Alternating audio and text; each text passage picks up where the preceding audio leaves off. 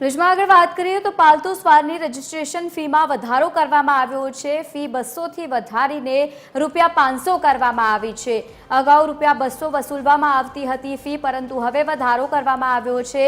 જાન્યુઆરી 2025 થી રજીસ્ટ્રેશન શરૂ કરાયું હતું। રજીસ્ટ્રેશનનો સમય લંબાવી 30 જૂન કરાયો। હાલ 15,000 થી વધુ પાલતુ શ્વાનનું રજીસ્ટ્રેશન થયું છે, પરંતુ હવે ફીમાં ફરી એકવાર જે રીતે વધારાના સમાચાર અહીંયા સામે આવ્યા છે।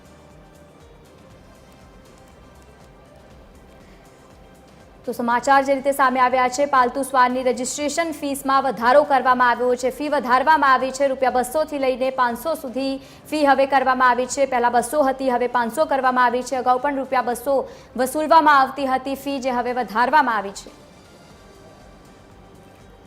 સંવાદદાતા મોનિકા રાજપૂત આપણી સાથે ફોન લાઈન પર જોડાયા છે। મોનિકા, પાલતુ જે શ્વાન છે તેમની રજીસ્ટ્રેશન ફીમાં વધારો કરાયો, શું વધુ વિગત?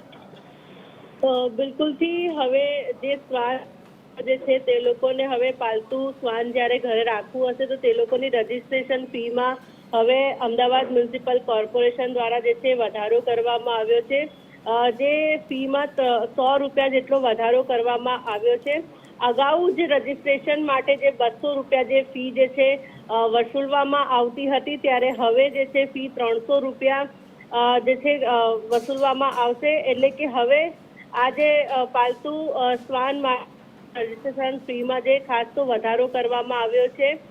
હાલ 15,000 જેટલા પાલતુ શ્વાનનું રજીસ્ટ્રેશન જે છે અમદાવાદ મ્યુનિસિપલ કોર્પોરેશન અંતર્ગત કરવામાં આવ્યું છે, અને રજીસ્ટ્રેશનની જે સમયની જે મર્યાદા પણ જે છે 30 જૂન સુધી લંબાવવામાં આવી છે। બિલકુલ, આભાર સમગ્ર માહિતી સાથે જોડાવા બદલ। તો પાલતુ શ્વાનની રજીસ્ટ્રેશન ફીમાં વધારો કરાયો।